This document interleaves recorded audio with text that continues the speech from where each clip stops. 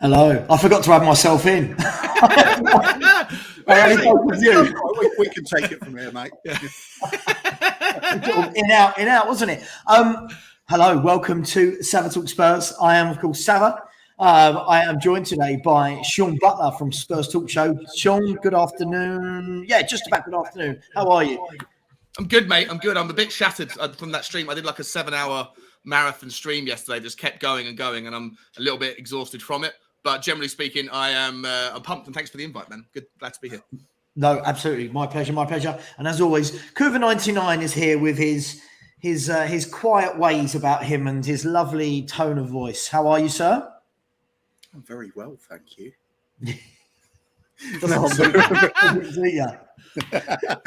doing well there. Doing well there. Thanks, Savva. Good. Well, I can assure you, to this one actually. You what? Sorry. Looking forward to this episode, actually. Yeah, me too. Listen, I try to mix it up. Otherwise we could just spend every single show talking about the same thing. So, listen, first of all, thank you to everyone who's already in the comments. I see a lot of the old, the regulars, I should say. I don't know how old a lot of you are. So welcome. And, please get your messages in. We will, of course, be talking to all of you throughout the show. So please get your messages in. As always, thank you very much. If anyone does put in any super chats, just to let you know, 50% of it does go to the British Heart Foundation. So feel free to spend your hard-earned money for charity. Today, gentlemen, we've got a good one. We are going to be talking about ITKs and tears. A word that seems to have crept into the transfer world in football in the last kind of decade. And I just don't know how we get rid of it. So that will give you some sort of idea as to my opinions on tears. Let me start with you, Sean. It always feels that the world of Spurs transfers, it just feels like a lot of it is a lot of BS, a lot of people thinking they know what's going on. Yeah. Rather than saying, oh, this would be a good signing, it's, have you seen? We're signing this player because they told me. What do you make about all this? Just in general, what's your feelings on this? Look, I don't mind it. Okay, I understand in the world of today's world, everyone wants to be first. And if they somehow can catch one being right and being first, and they get elevated to superstardom in their own mind. I find it quite funny. I think as a content creator, you need to have something to talk about. And so without all of the rumors, without all of the nonsense, it'd be very difficult and boring for us to be able to create any kind of channel, or any kind of content that's worth watching during the summer, during January. So I don't mind it. I kind of like it. I find it funny. Obviously, I know that it's 99% nonsense and people are just trying to make a name for themselves. But, I think the vast majority it's made up. And also anyone that genuinely is in the know, I would say, you can't be in the know for everything. If you know somebody who's, I don't know, the personal trainer of a player, or an agent's brother or whatever, if you do know something, then you might be able to have a little bit of insight into one club or one particular player or one group of players. But people that present themselves as in the know for literally everything, you can't be. No one knows everything all the time. So for me, it's a load of nonsense, but I don't mind it. It's fun, Listen, absolutely. It does give us things to talk about. What I find very funny, and bringing you in here, Kuvva, is it's not that these reports are out there. It's the number of people now that pass themselves off with knowing information. And I'll give you an example. Something broke the other day, maybe 2-3 days ago, about Harry Winks, Everton wanting Harry Winks. And the first person breaks this news. And before you know it, all of these Spurs webs, Last Word on Spurs, Matt Hayes, they've all got a Harry Winks post out, but they've all got their own spin on, this is what we've heard about it. And it was like, I don't buy it. What's your feelings on that? It's a bit of a competition to be the first, isn't it? It's pick up your own channel. I mean, Matty Hayes, love him, went on his channel the other night, enjoyed it. Good fun, but they really can't, like as Sean said, they can't know all of these things. You can't possibly be in tune with every single contact from every player around the world. To really be in the know on a lot of these things, you would have to be either the chairman, the director of football, or the secretary that types up the notes. And it really wouldn't be very hard for them to find where the leak came from if that came out, what was going on there. So obviously, with the likes of Matty Hayes, I think what I do like about his show is he's very quick to sort of collate all the rumours into one sort of presentation. So here's everything we've been linked with. Here's the rumours. Here's the speculation. And as long as you treat it as that, it's an enjoyable little segment. You know, we all like to have a bit of gossip about it from time to time, get a bit of excitement. But as soon as people start saying, you know, I am an in the know, basically saying, you know, I do have this on good authority or something. It's no, you don't. You really don't. Yeah.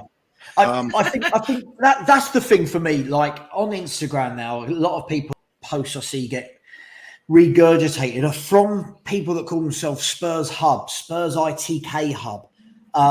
You know, all of this kind of stuff. And before we talk about tiers, I just want to talk about, let's be really, really honest. If you know something, right, say what you know. Say how you know it, right? Because when people, and Stel always says this, I've always says this, and I always agree with him.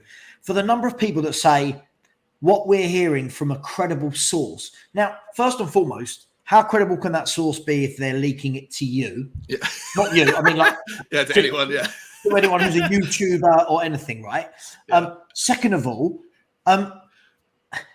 wouldn't that person then be fired for leaking that information? Because in a transfer, how many people are involved, right? Let's be really, really honest. If Spurs are in conversations with Jed Spence at Middlesbrough, you're going to have the Middlesbrough chairman, his agent, the player, then you're going to have Paratici, Levy, our end, right? Who in that circle is telling Spurs ITK Hub on Instagram and Twitter, guys, just so you know, we're in advanced negotiations with Spence, but don't tell anyone. I'll actually go and tell everyone. What, guys, talk to me. Like, who else, who leaks that? No, I think that there might be situations where I don't think anyone in that particular circle, but obviously they're going to have to have done the due diligence, right? They're going to have to have looked at, you know, the accountant, someone in the accounting department is going to have to figure out if the wages can be made, or maybe the medical team maybe have to, you know, schedule some sort of medical, whatever. And I guess that's the way that maybe they then talk to their wife, oh, I've got to be in early tomorrow because we got to do maybe Jed Spence's medical, something like that, right? And that maybe then the wife goes down the road. So there are ways that it can get out, but no one's talking to ITK Hub. And if you go to Twitter and just type into ITK and then go to people, there is a never-ending stream of people that have got like Tottenham ITK, United ITK. It's just thousands and thousands and thousands of them. I know. They're all in the know. They're all in the know. Okay, so basing off that, not just they're all in the know. They've all got a source that is different from everybody else's source as well. Yeah, there must be bloody 10,000 leaks going on in each club. It's like, this is the funny thing. Sorry, just quickly, I did see. So just quickly, thank you, Rob Wallace. Ian Z, I think out there in New Zealand, big up Kuvva, Sean and Sav. Very welcome on the show. Thank you for the super chat. Thank you for coming in. What time is it where you are? What are they? 12 hours ahead, behind, something like that? Yeah, must be midnight or something. Yeah. Well, welcome anyway. And if you can't sleep, just Google ITKs and see what comes up. So off the back of that, guys, this is the key thing for me, right, Sean? I completely get it. You know, somebody's mum's a dinner lady, and one of the kids at the school is related to Fabio Paratici's nanny, or so, I don't know, all that kind of stuff. But what grabs me is now what I've started to see is people aren't even saying we've heard. This is what we think we know. Everyone's passing it off as this is happening. Yeah. Right. And for me, the biggest thing is now, even in WhatsApp groups and Instagram groups and Twitter chats, people aren't going, oh my God, have you heard the rumors that we might be signing Jed Spence? It is, oh my God, we're signing Jed Spence tomorrow because tier one source, put whoever you want in the bracket with a little gold medal, said so. And for me, what I can't wrap my head around, lads, is for the last month, I must have seen us linked with 75, 80 players that we were in advanced negotiations with. and none of them get over the line. So at what point does it go from being a bit of harmless fun to absolute bullshit? So if I'm going to be honest. I think it's absolutely, but it is absolute bullshit, but it's fun bullshit. Like, I'd rather read about it than not read about it. I'd rather someone tell me there's an outside chance Spurs are going to go and sign Robert Lewandowski, right? If I read that, even though I know it's not going to happen, a little bit of me inside goes, oh, that's fun. Let's talk about that for 10 minutes. Kane and Lewandowski up top together. So without it, life's a bit more boring, you know. I don't mind it. I find the whole thing quite worthwhile. Listen, absolutely. And Kuvva, let me bring you in here. Listen, I'm not saying it because look, for people like us that blog and YouTube and stuff, it's great to talk about. But what you will never hear me saying, you'll never hear me go, guys, we are signing so-and-so tomorrow. I might say, well, all the links are saying that we're getting this player, but I just feel that the younger generation especially, let's go on to it, Kuvva, tiers. Let's talk about tiers. Where did this come from? Who decides who is tier 1, who is tier 2, and who is tier 3? And then if they are tier 3, which apparently in the world of tiers means that they're not very reliable, why is it being reported? Go. Oh God, it's a popular thing in the sort of YouTube world, isn't it? Tiers for any subject under the sun. They'll even have tiers of certain YouTubers doing certain content. And then what's it going to be based on? It's going to be based on how much they like them. It's not going to be. Do they have YouTube? Yeah, there's a tier on everything. It's a regular thing. You know, ranking the best YouTuber, ranking the best fruit, ranking the best yogurts. And you got like S tier, A tier, B tier down 1 to yogurt.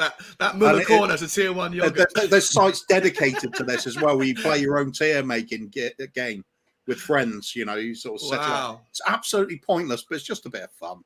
I don't mind this sort of stuff, but and do you get relegated from tier 2 to tier 3 if you get one wrong? Like, is there like a relegation and a promotion of tiers? Sorry, Charlie Eccleshare, you got that one wrong about Jed Spence. You're no longer tier 1, bro. You're down to tier 2. You got to fight very hard to get back to tier 1 status. But I mean, when we're talking about ITKs, how can you possibly do that? You're going to have look at real evidence on how accurate they've been over a long course of time, and you're going to find that with the ITKs. They are not going to be accurate over the long course of time. There's going to be far more that's wrong than right. It's just the nature of it. I mean, even if you're really good at collating all things, like I said, I like Matty Hayes' channel. When it's off season, there's no football going on. We want all the rumours and stuff. I love being able to go to one channel and he's collected it all together and presented it all in one go. It's nice. It's fun. But if you look at all the individual things we're linked with on the channel, then you know that a lot of it is not going to happen. As long as you go in with that mindset, it's just harmless, no problem at all. But some people read so much into it. It kind of ties in with, there's a lot of people online that will read one opinion on something, and then they base their entire opinion of that subject on that one article. And it's so dangerous. You've got to keep looking around. You've got to check sources. Will Stewart's always good at saying this.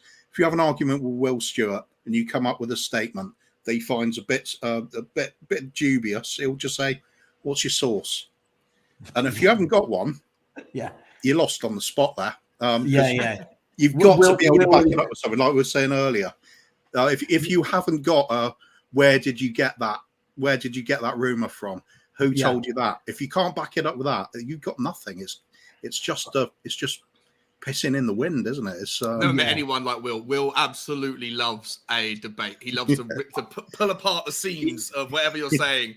But he's so articulate with it. But actually, I'll say that what I love about Will, and Will, if you're watching, you're probably not 'cause it's early. Feel free to jump on, brother.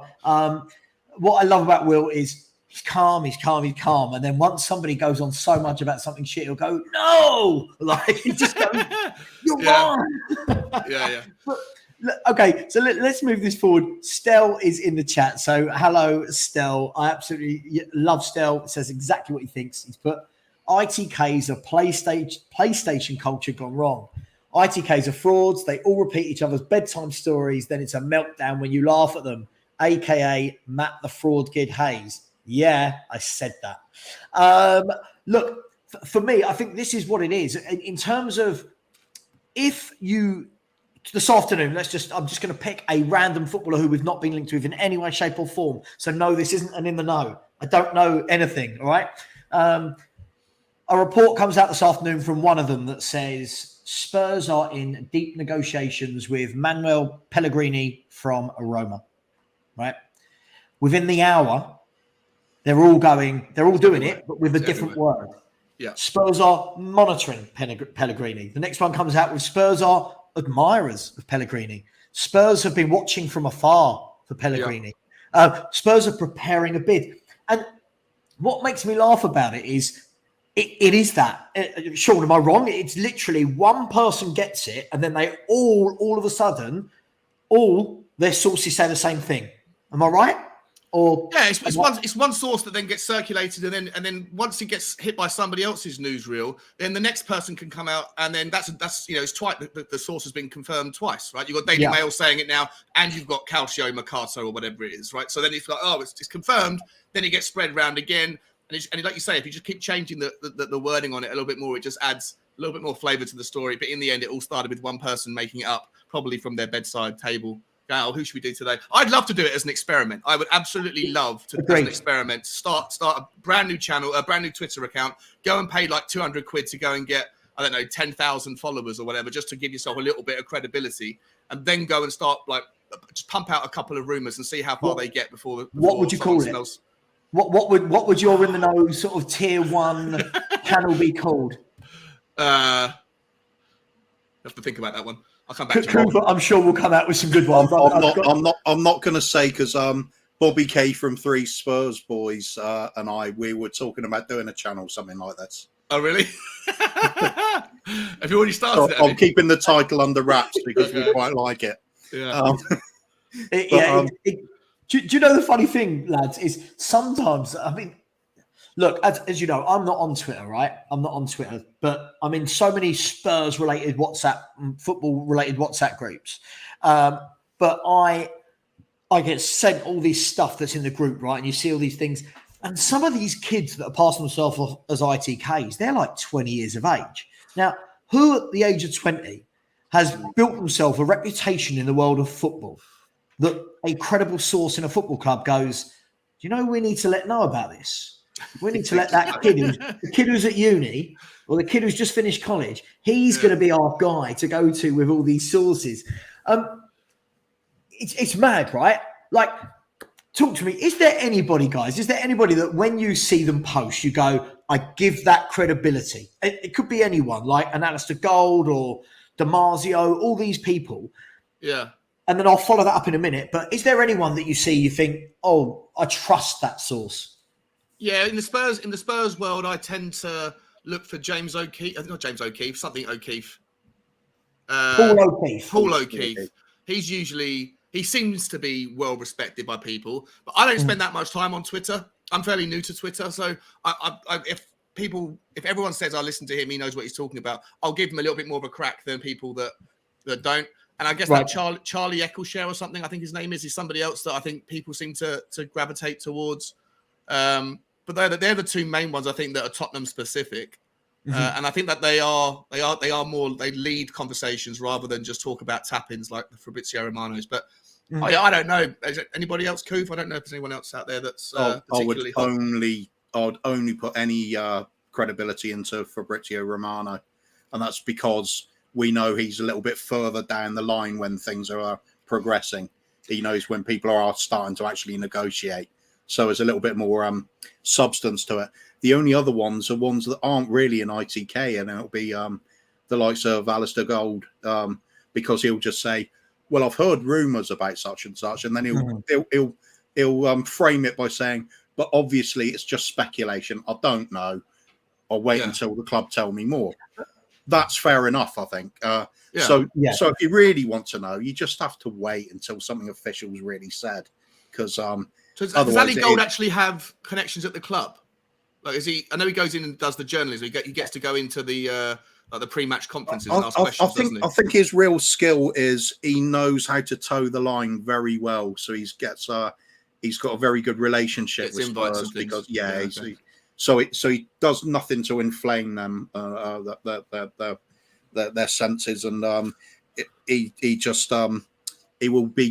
take his stories from the snippets he does get then, and perhaps they occasionally throw him a bone, just a little bit of information that others haven't, because he's built up that rapport with them. Yeah. So even then, Kuvva, right? Alistair Gold, again, no problem with him. Seems like a really nice guy. What makes me laugh isn't what he does, because obviously he is a journalist, right? So he's going to be putting this stuff out, and that's how he makes his money. And cool.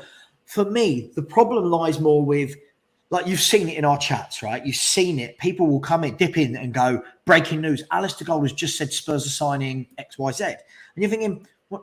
No, he's not. He's not said that. Do you know what I mean? He's not said 100% we are signing, but it gets pushed around and spun into so many different ways that we want to believe everything. And the big thing for me, gentlemen, is this. We've been linked with, I think we rattled off the other day, must have been like 76 names I've seen from tier 1 sources, tier 2 sources, right?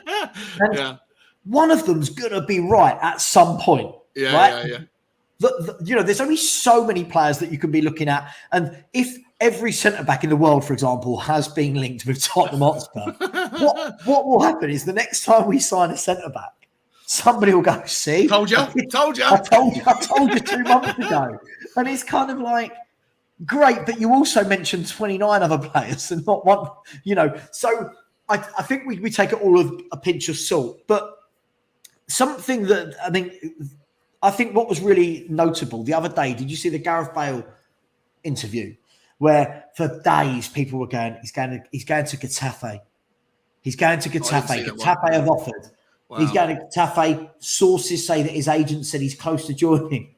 And then at the end of the interview, they went, Gareth, where are you? What are you doing? Are you retiring? Where are you playing next season? He said, I don't know what I'm doing yet, but I'm definitely not going to Getafe. Superb. Just brilliant. Okay, so lads, talk to me about this.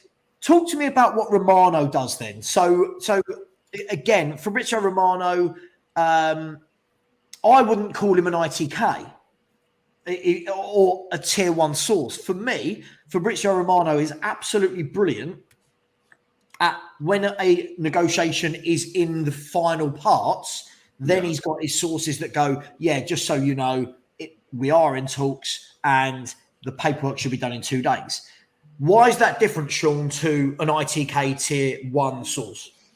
Because I don't think he's got a reputation, right? And his credibility matters to him. This is his whole job. It's his whole career. And I think that he's not going to go and make things up for the sake of it. He's already got that reputation of being sophisticated and credible. And so when you get to that level, you don't need to jeopardize anything by making stuff up to be first. What he'd rather do is, and I don't know how he does it. I've got no idea that the process of journalism really. It's not my field. But I'm guessing he just has people in certain clubs that will, people everywhere, I guess, that will just feed him updates. So this is the problem. Like, this is what's being held up. There's a negotiation problem, or like you say, the contracts are going to be signed, but it's waiting for a medical. But I don't think he doesn't have to.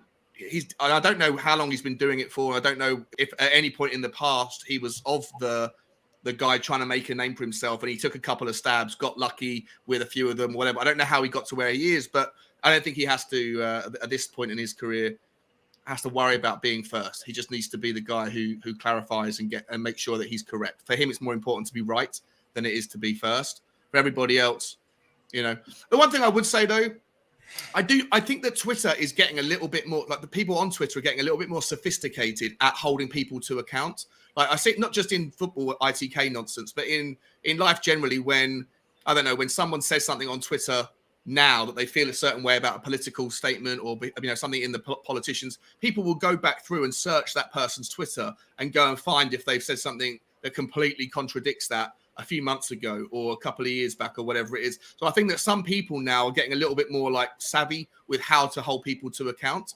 And so hopefully that will spread and drip feed itself into this kind of world as well, where people just go, look, this guy's just a moron. If you just type in sources and you'll see that every day for the last 2 years, he has literally said, sources are telling me that this is happening for everything. He's not someone that's credible. Maybe that's how they figure out the tier system. I don't know. But I hope that over time, Twitter gets a little bit more holds people to account. because it is it's fun, but it's a lot. It's obviously mostly rubbish. Yeah, absolutely. Kuvva, I'm coming to you. Just quickly, the hottest Spurs said, this is a Matt Hayes attack party, poor guy. I think Matt Hayes' name was mentioned like once, and it was actually Kuvva saying that he's a good guy and he was on his show. I don't think anyone's attacked anyone here. I think we're talking about the whole concept of... Well, still in the comments, obviously. Yeah, but I mean, anyone in the comments is welcome to say what they like within reason, right? As long as he wasn't rude. Kuvva, so talk to me then. Romano does his thing, right? Romano gives us that news right at the end of the process. I don't know if have you ever seen him when he's been on somebody's show? Like I see he does Last Word on Spurs, and he goes on there. And look, I've got a lot of time for Fabrizio Romano. I don't think he tries to be anything other than that. But what makes me laugh is when people go, we have the king of transfers himself joining us today. When you actually listen to him, like Ricky Sachs, who I like, got a lot of time for Ricky, got no problem with Ricky at all, will say to him, oh, what have you heard about Karsdorp at Roma? I'm just naming players now. I don't know why I keep going to Roma. I don't know. Karsdorp at Roma. What do you know? And it's the same answer every time. It's, well, Paratici likes this player. He's been an admirer, but a deal would be difficult to do. Keep an eye on this one. They go, okay, what about Ndombele leaving? Well, yeah, we hear that this club's an admirer.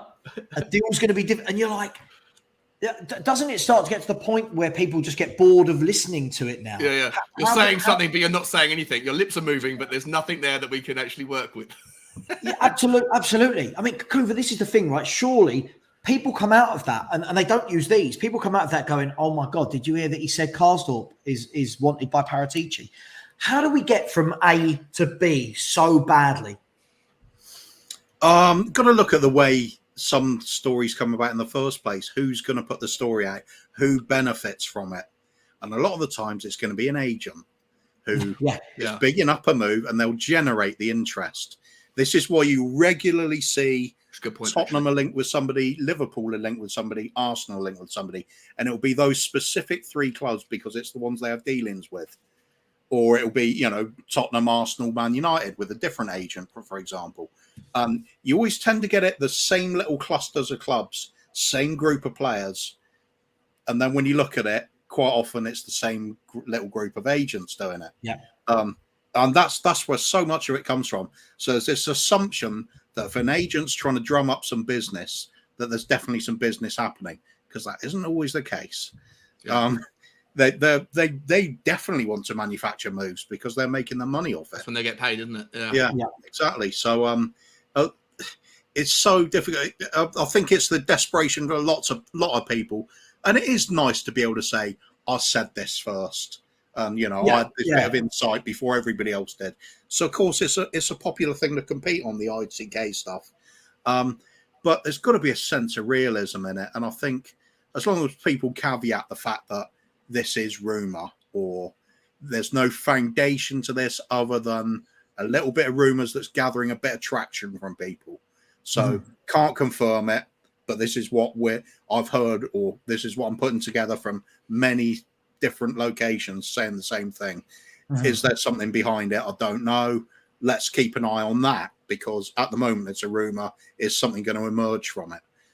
Then you could say, well, I mentioned it before, when you've given it the caveat of, I don't know, but that seems to be what people are saying. It's a different sort of animal then, isn't it? It's rather than saying, this is definitely happening. I've heard this one. I won't mention any names on this one in particular, but I've heard it with sponsorship deals, like ground naming rights as well. And I've heard it from somebody saying, it's definitely going to be this. It'll be happening next week. Nothing happens. Funny you mentioned that, Kuvva, because I actually did hear today that someone who I'm not allowed to say who it is. I sound like one of these arseholes now. But I genuinely did hear from someone who does know somebody today that apparently there is actually some news on the stadium naming rights this week. Well, they've got to do it eventually, haven't they? Yeah, I sound like I'm not trying to claim anything, but it's fine. It's on a different subject now. Is the money lost on not doing it early enough worth now the sponsorship deal? I'm sorry, Sean has just announced himself as one of these ITK guys. I heard myself saying it. I was like, no, Sean, don't. What are you doing? Sean, could you please tell us who are the new naming rights? Can you please tell us? I got no idea. Yeah, you know what? I'm going to retract it. Forget about it. It's not even worth it. I just feel like a right dick now. So yeah, I mean, the one I saw the other day flying around all social media was, oh my god, a tier 1 source is announcing something Thursday morning at 10:30 a.m. Right? Oh, I saw that as well. Yeah. All these people in my Instagram groups and that are getting really, really, really like, oh my god, what is it? Who's dropping? Yeah. Oh my god. Like, I think I was actually going to go live at 10:30 just on the off chance that there was something that dropped at the time, because you've got to be first, right? Oh mate, honestly, I get people WhatsApp me things like, mate, I've just heard this. I know someone at Spurs, and so's definitely signing a contract next week. And my response is always the same. Yeah, of course. Yeah, sure he is. Here's a little blueprint on how you can be as good as a lot of the ITKs. Get a general consensus from fans on which positions we need to strengthen and what sort of player we want. Yeah. Open up Football Manager, create a search of players that fit that profile, print off the list and sort by value. And then start putting out a few of those names and say, Spurs are looking at them. And you will have as much chance as a lot of the ITKs of being right.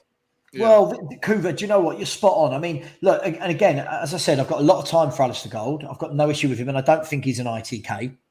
But what made me laugh was I saw him post an article a couple of weeks ago, and it was basically saying, yeah, Spurs' main priority is a left-sided centre-back, right? And then it went on to list about 15 centre-backs, right, that Paratici likes. So it was like, don't be surprised if one of these signs in the coming weeks. And you're like, well, you've kind of just named every left-sided centre-back across Europe. Right? One of them is going to join, right? I suppose my point with all this, and we'll move on, we'll move away from ITKs in a bit, but get any questions you've got, get them into the chat. Please smash that like button. It really does help. And as I said, anyone that does want to donate, even if it's £1, 50p of that pound will go to the British Heart Foundation. And don't get me wrong, about 40p of the other 50p will go to YouTube, right? But please do keep smashing the like button and donating to that. It's a really nice gesture, Will. Savva, by the way, mate. Really, really good gesture, man. Appreciate that. I'm not this arsehole that everyone thinks I am, mate. It's just a rumour. See, tier 1 sources will tell you that I'm an arsehole.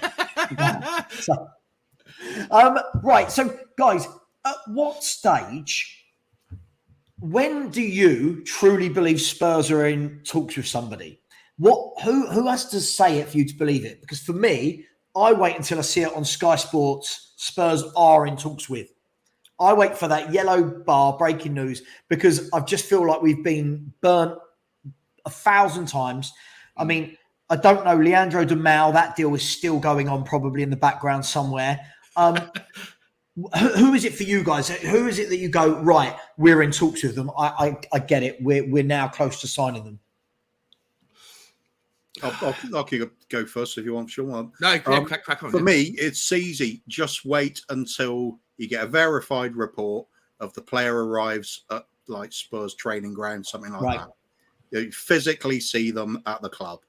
Then you know something's definitely being discussed. Whether they sign or not, they still might not. But at least there's some tangible evidence of that player directly linked to our club. And it's got to be for more than just a pleasurable visit or a tour around the bloody skywalk or whatever. That for me, it's the closest. It's one step on the way to, as Bob Spur always likes to say, till you see them holding up the shirt. Mm-hmm. See, I'm a little bit more gullible. I get sucked in. I like when I see any rumor that makes me excited. Like if I saw the Jed Spence rumor, I'm not excited about that, so I don't choose to want to believe it.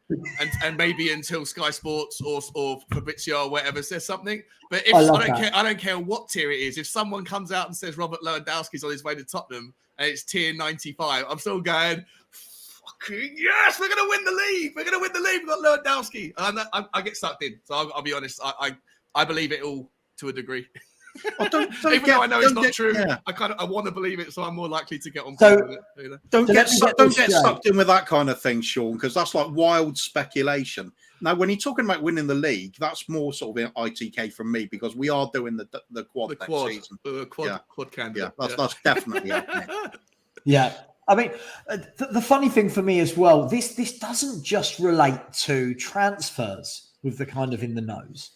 I mean, you mentioned it earlier, Sean. I've heard so many in the nose in the last couple of years talking about this company are definitely getting the naming rights of the stadium. Yeah. And that never happens. I mean, I've heard that it was going to be Sony at one stage. I've heard that it was going to be Amazon. You know, and still, I mean, it's baffling to me that we haven't actually got naming rights, but that's bar nor bar. You know, I don't get it. We had this all. Do you remember the Crystal Palace game last season? And it was, I think Chris Cowling went live and a couple of others went live with a show about how the game has been cancelled. Definitely top tier sources within the club have said the game definitely won't go ahead because of Crystal Palace's COVID situation. Don't travel to the ground. Don't go. Yeah, it happened, yeah. And the game went ahead.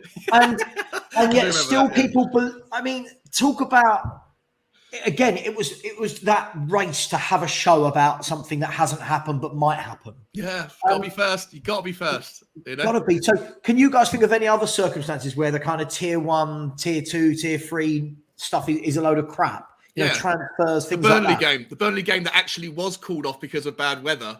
People were saying, no, it's okay, it's fine, it's going to go ahead. People were on the train. I remember people flew over from like Texas or something, and they got on the train, they got all the way up there, got to Burnley, and the game was cancelled. But I don't know. But on Twitter, there was no new. Everyone was saying it's going ahead. It's fine. It's fine. It's fine. Can you imagine? Can you imagine how far you had to travel? Or can you imagine getting all the way a 3-hour train if you're coming from London, 3 hours on the train to go to Burnley of all stadiums, and then get there and nobody get it right. Nobody call that one right either. Where was the ITKs then? Yeah, just quickly, Kuvva, before I bring you in, Paddy. Okay, mate. Listen, hello. What has Paul O'Keefe? I've got, again, nothing against Paul O'Keefe. He's another name that I keep seeing people say, Paul O'Keefe said this. What has he got right, though, this window?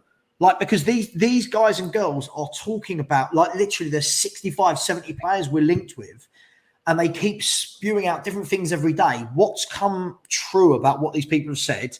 And Deja Hu has said, what's your opinion based on that Alistair Gold is a fraud? I don't think anyone's called Alistair Gold a fraud at all. No. Very sure he was the person who said we were targeting Romero first. Romano, okay, you've not been listening. It's just a bit of fun. Grow up. Okay, guys, let's grow up, all right? No more of your behaviour, guys. Grow up. It's asking a bit much, isn't that? Yeah. I don't want to grow up. Yeah. Peter Pan over here. Yeah. Again, this is the thing for me, like, Jay Ashraf has said, let's go through a few comments actually, just quickly, guys. Jay Ashraf, hi, I was listening to the last one on Spurs. They had Lyle Thomas on as a guest, and every player discussed was given the same response. Yeah, he's on the list, but no offer made. Now, couldn't we say that? Lyle Thomas is the Sky Sports fella, isn't he? I don't know him, to be honest. I don't. Do you know what? I don't listen to any of them because how many people could be on a list, Sean?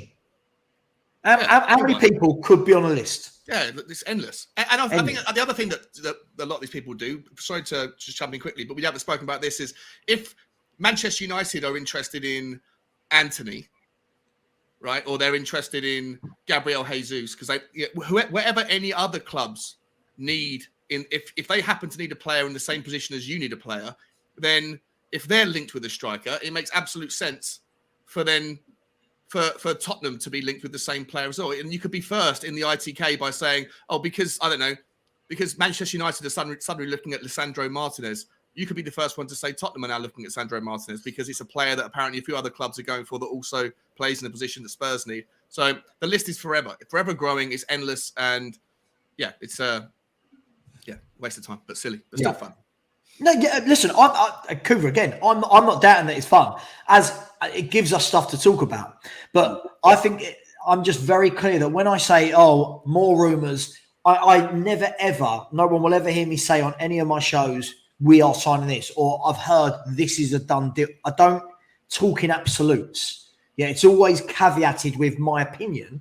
But what I see a lot now, like even like when I see Last Word on Spurs and Spurs Hub and all these sort of things, they put out posts saying we are in talks with, Spurs are in advanced negotiations. And it's kind of like, you don't know that. Because if we're in advanced negotiations with like the 70 players we've been linked with, why haven't any of them got over the line? Like, you can't be in advanced negotiations forever, can you? Yeah, that's right. Well, I'll again, caveat, the word caveat always comes up. I use it a lot when I'm talking on all of these channels, and always go back to the same fact. We are Spurs fans talking to other Spurs fans on a fan channel. So is everybody else doing it on YouTube. Yeah. So what are people expecting? It's not going to be news. Don't read it the same way as being Sky Sports. We're not. So if you get people giving their opinions out on these shows or saying what they think is going to happen in the transfer market, it's just a fan saying it. You can choose to believe it and enjoy it for what it is, or you can get carried away and start, hurling abuse at them for it in some cases, or going too far overboard. I just don't think it's worth it. We just enjoy things what they are. Whole of YouTube's just supposed to be a bit of fun. It's a fun experience going on online. It is. And all I'm doing, for anyone who doesn't like this conversation, obviously you can quite easily log off. At the end of the day, I'm just trying to think of different topics to talk about rather than constantly going, oh, right, guys, are we signing Jed Spence? Are we sign? It's just a different conversation. And I'm not telling anyone who to believe, what to believe. I just find it very funny. This word comes up a lot. You're triggered. I'm not triggered. I just find it very funny that when people go, oh my God, we're signing this bloke. And you're like, no, we're not. Do you think though, can I ask, do you think that some of this, the ITK stuff and the rumor mill that's 90% wrong, do you think some of it has an indirect consequence in the way that fans feel about people that are quite divisive at the club, like Daniel Levy? Like people think, look at the Jed Spence one, right? Or the Christian Eriksen one. For the last 2 months, we've been bombarded everywhere with, Christian Eriksen's definitely going to come to Spurs. It makes sense for him to come to Spurs. Oh, then Brentford may be in it. It's between Spurs and Brentford. He doesn't want to go up north. Oh, no, actually now, mate. Long story short, it turns out, or at least the latest news, is that Spurs have had one conversation with his agent and haven't decided to go any further for whatever reason. But because in the minds of Tottenham fans, it's been going on back and forth. If he chooses Manchester United, like some fans will then go, oh, Daniel Levy, that's Daniel Levy again, screwing up, not paying the money or not, nickeling and diming it for £10,000 a week. All speculation, but because 90% of it's made up nonsense anyway, whether they're tier 1, tier 2 or tier 3, it gets around in the rumour mill and then people shape their opinions about Tottenham and their ability to do business based on things that aren't even happening anyway. Like, why didn't we go and sign Anthony? Maybe there was never a conversation with Anthony. Maybe that never happened. So we didn't miss out on him. We just never even looked at it. Like you're spot on. For me, there's a huge difference between people like us coming on here and going, do you know who I'd love to sign? I'd love to sign Lewandowski. There's a huge difference between saying that and going, oh, we've missed out on that player, because you only miss out on the players that you negotiate and don't actually get over the line. So the Bastoni deal, for example, that's a complete oxymoron because there was never a deal. It's everyone was telling me, all these ITKs and sources going, we're in advanced negotiations. A bid was never made. Like, how can you be in advanced negotiations if a bid isn't even tabled? Yeah. I think fans get very confused between, okay, Paratici's talking to his agent to find out first and foremost, look, if we did meet Inter's valuation, would your player be interested in coming? I think people get that confused with the transfer side of it. 100%. Right? 100%. And I think that's two really key things. So when people are going, Paratici's talking to his agent, great. I can go and talk to Pamela Anderson's agent. It doesn't mean that I'm taking her on a date, does it? Do you know what I mean? I don't know where Pamela Anderson came from. I mean, Nice. What am I? 1990s Baywatch? Showing your age there, Savva. Yeah. Of all the women I could have used in the world. But lads, you get my point. I mean, Kuvva, 100%, yeah. a huge difference, right, between the chat and a bid. Yeah, of course there is. I mean, at the end of the day, this is why you will get people say, wait until they're holding up the shirt, that sort of thing. You need something concrete. You need something tangible to really say, now I know this is happening. Until then, it really is just speculation. We might have little tidbits. Somebody's seen getting off a plane somewhere. Oh my God, we must be signing them. You know, it's so ridiculous. Like London's got no other reason than people just to come and sign for Spurs when they get off the plane. Is that like when Bastoni was in London to play for Italy in Wembley? We must be on the brink of signing them. Yeah, Bastoni's in London. Yeah, that was fantastic. Yeah, Yeah. I actually put that. I was on a show and that dropped. I was like, Bastoni's he's just put something on his Instagram page. He's flying to London. He's also written it in English. That can only mean one thing. Yeah, I'd actually take it further because it's not just a football thing. It's society in general. We've got lynch mob mentality when it comes to taking somebody down. We've got everybody jumps on the bandwagon when they're bigging somebody up. They become popular. They can't wait to tear them down later again. And then you get things like where it's really serious and the whole ridiculous anti-vaxxers that are going on. When they're saying, oh, no, it's linked to autism.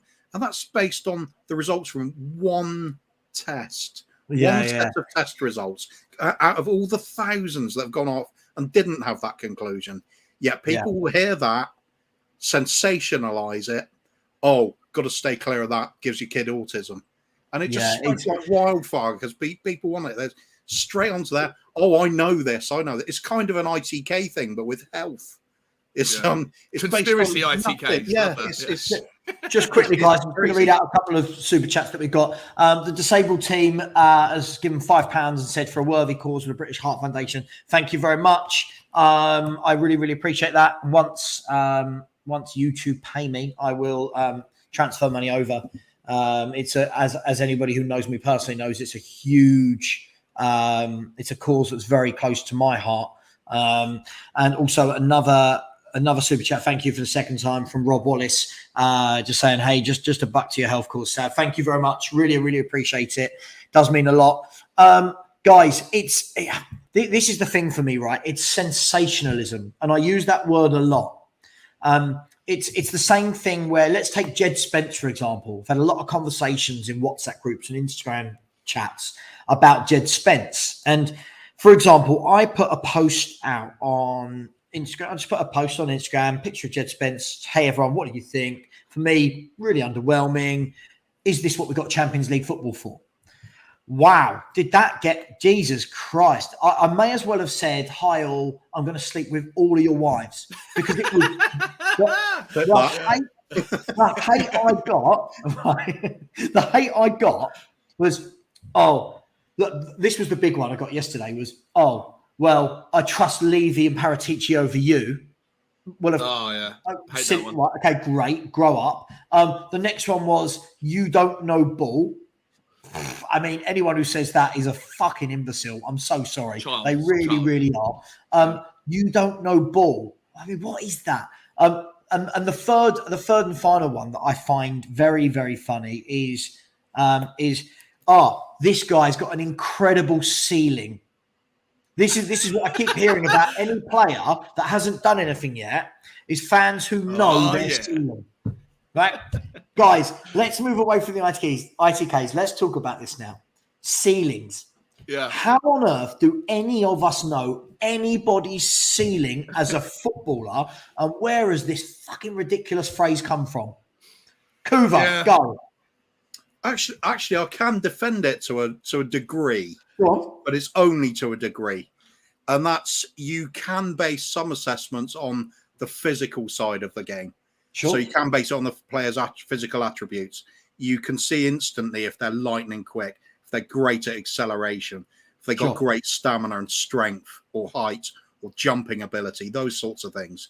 Again, this is starting to sound like Football Manager again. It's all those stats that you want to look at in evaluating a player. But you can see some of the technical side of it. You know, if a player's technically good, they're really good at controlling a football and executing every move they need to do in a game, at a very high standard. I would suggest that suggests they have a higher potential ceiling than some players around them who lack that. Yeah. Now, you can't tell how well they're going to develop with it. And I'll give an example being one player who went into absolute obscurity the moment we signed him as a youngster. I was Bostock. Was it Jamie Bostock? John Bostock. John Bostock. That was it. Crystal Palace. We paid $3 million for it, didn't we? That's right. And he was the next big thing. And he ticked all of those boxes. Exciting player. Absolute train wreck, though, for him. He just did not develop at all.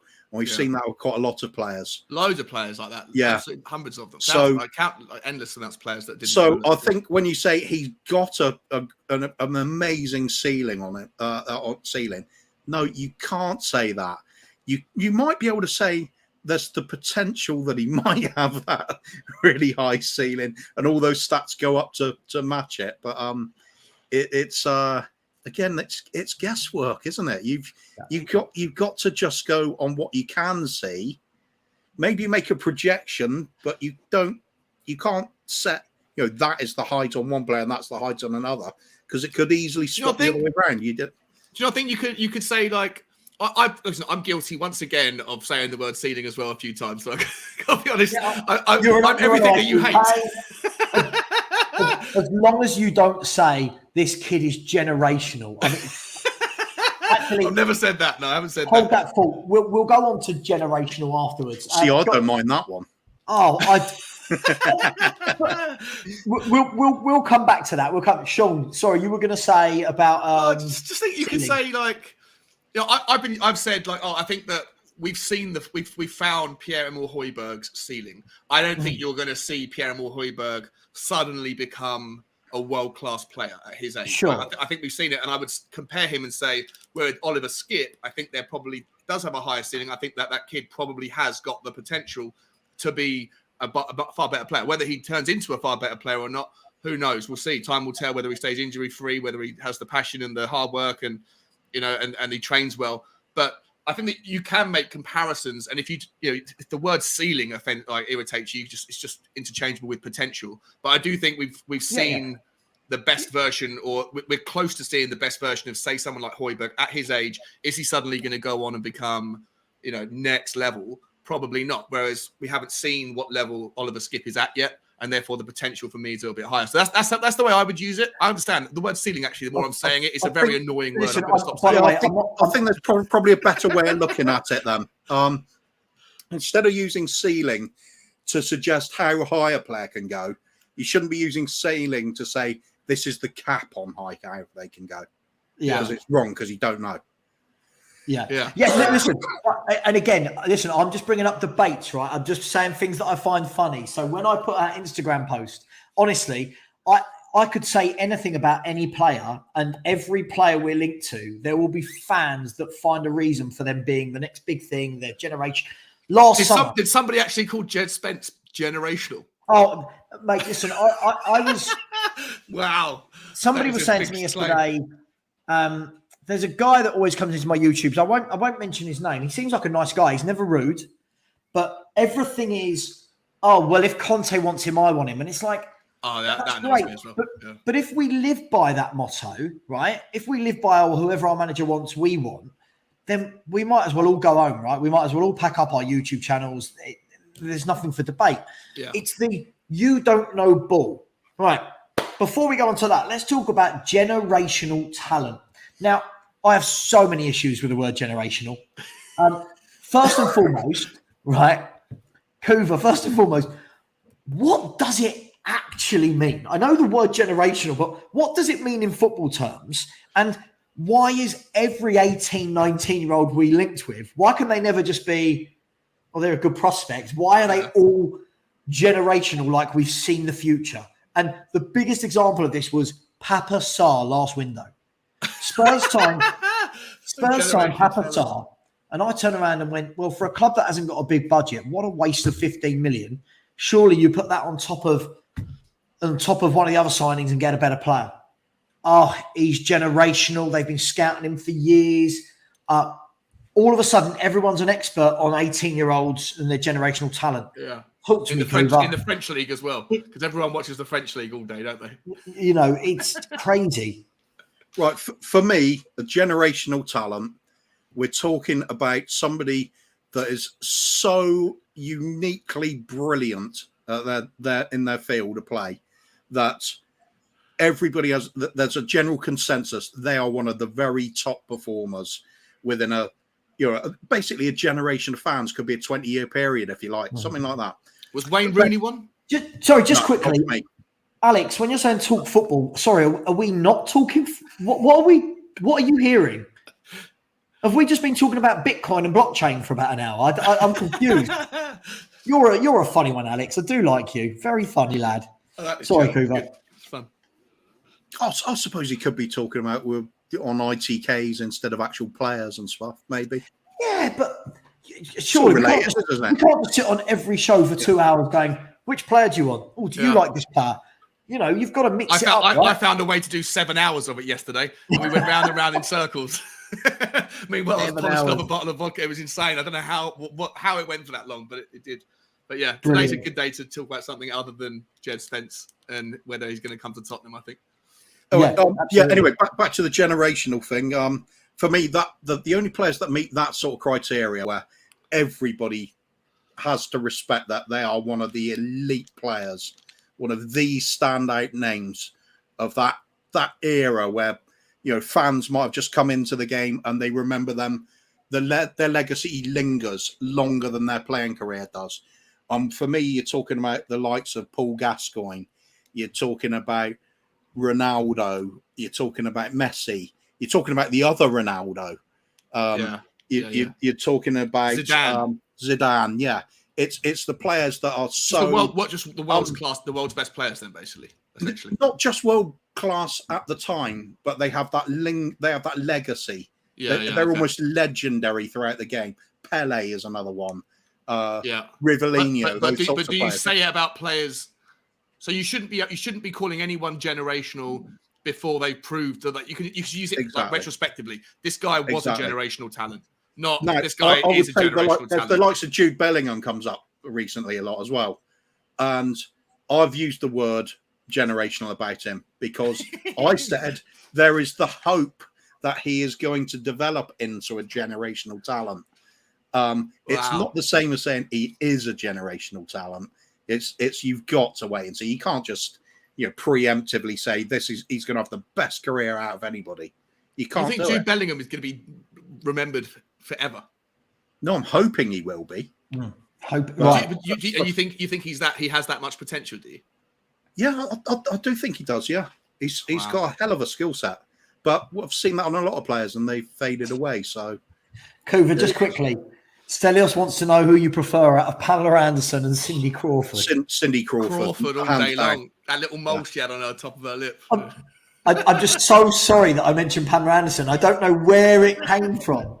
Cindy Crawford's still quite a good looker. She's lovely.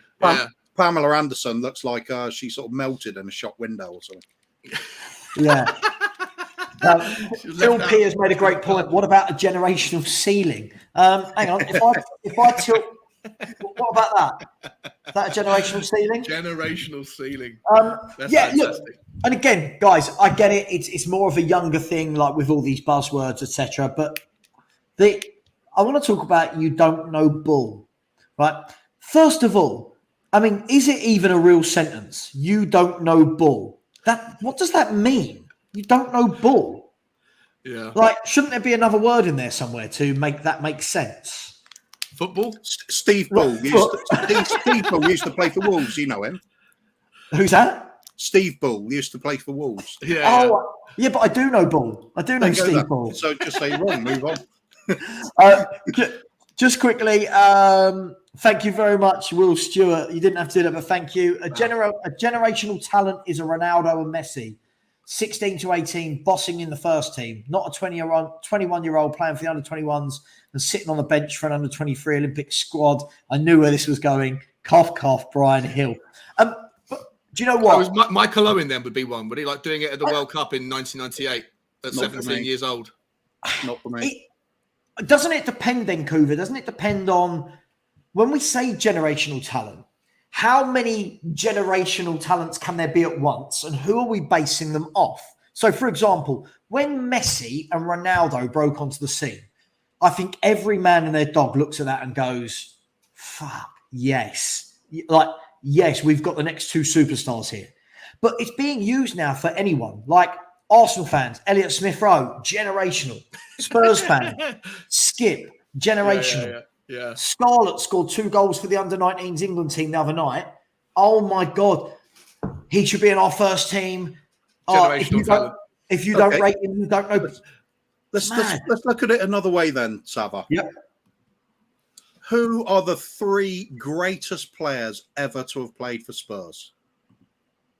Hoddle, Gaza, Greaves. There you go. 3 generational talents. Right. Okay. How many players do not fit into that bracket? Okay, so we're basically just changing the word generational from the greatest of all time. Rather than calling them the GOAT, they're generational. That's what we're just agreeing that the generational essentially means the best of all time. Yeah, if you like. It's for me, they've got to, their legacy has to span much longer than their career does. It's it is to distinguish from other great players at that time. Yeah, they're that unique that they have something that lingers within the game, echoes right the way through to modern day. Jimmy Greaves undoubtedly fits that bill. Many people that saw him say he's the best that's ever played for the club. Yeah, that legacy still holds on. Rest in peace, Jimmy Greaves. But he is that legendary within the game. Will Stewart's said, so now we've got categories of world generational talent, Spurs generational talent. But this is what makes me laugh. I mean, guys, let's Luan, and hello Luan to you, has said what Wayne Rooney was a generational talent for you guys. Wayne Rooney generational? Nah, not for me. At the time, he exploded onto the scene, and when he scored that goal on his debut against Arsenal, I think it was for Everton. You know, when it hit the crossbar. And then I think at the time everyone was talking about him as, like someone that has a generational ceiling. But I don't know. This is what I'm talking about. It doesn't linger though, does it? He's had his time up, his career's time up, and everybody's still not raving about. Oh, but he's no Wayne Rooney, is he? It doesn't matter so much, does he? Gascoigne always get references to Gascoigne. Yeah. This is the thing for me. We get this with everyone now. Everyone's the new Gaza. Everyone that can dribble a football is the new Lionel Messi. Do you know what I mean? Everyone's the next Ronaldo. I feel like we're so quick in the world of football to hype up players that haven't done anything yet. And I always use Ollie Skip as the example. Right? When people say to me about Ollie Skip, I say he's a good player. No more, no less. He's young. Let's see in 2 years' time if he's as good as everyone thinks. In 2 years' time, he would have played another 100 games for Spurs, and he'll be the mainstay of our central midfield. Right? But people want him there now. He's there now. He's played 25, 30 games for the first team, or whatever he has. And again, we're having this conversation the other week on your show, Sean, with Alex, and it's just. People saying, oh, Skip made Højbjerg look good, I think he was arguing. And it's kind of like, how is a 21-year-old that's hardly played for the first team making a full international who's played in our midfield for 3 years straight or 2 years straight, whatever, how is he making him look good? We just elevate people ridiculously quick, don't we? I personally didn't even think Oliver Skip had a fantastic start to the season. When I first watched him in his first half a dozen games, He had very poor peripheral vision. Like he passed the ball to Eric Dyer or to Romero, whoever it was, like almost like hospital passes in rugby, where you're passing it into no man's land. He got intercepted quite a few times by the opposition in the first half a dozen games. He got better as his season went on before he got injured. But I like, and I've got high hopes for him. I think if he recovers from his injury, I think he could be a great player. But I don't think he particularly had a fantastic season. Like, I don't think he was that good.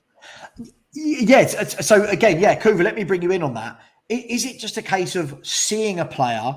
They have come through our youth team, and regardless of if they're good, if they're not, if they're mediocre, we just naturally go, right, you're one of our own, you're that good. Because I've seen this with, and you guys have as well, right? We've seen in the last decade, we must have had what? Tommy Carroll come through, Harry Winks, Mason, Bentaleb, Skip, Livermore, who all do the same thing for me. Jamie O'Hara was another one. Dean Marnie, if you remember. They all come through. They're all okay.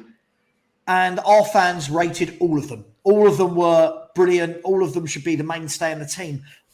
Is it just desperation to see one of our own be in the first team, Kuvva? Simple, yes. Yeah. It is. You want the rose-tinted glasses go on. We're all guilty of it at times. Yeah. We want our favourites to do better than they're actually doing. And quite often we'll make excuses for them having a poor game. Sometimes you've just got to call it out. Sometimes Skippy has had a stinker of a game. Other times he's been really good. He's developing. That's what you've got to remember on these sort of players. They are not the finished article yet. They take time. Tanganga's another one. Oh, yeah, we should be hanging on to him at all costs. Why? Yeah. What's he really done? Not a lot so far. We're just desperate for those that golden generation coming through the youth academy. So it's like we've seen it happen at Man United and think that'll happen at our club, and it's just not happened. It's there's an occasional player, Ledley King, Judas, as much as I hate to say it. There are players that have come through that have been exceptional. We are not getting that on a regular basis, though. And sometimes it'll be a player like Skip, I think's well prepared to go on and push on and be a great player.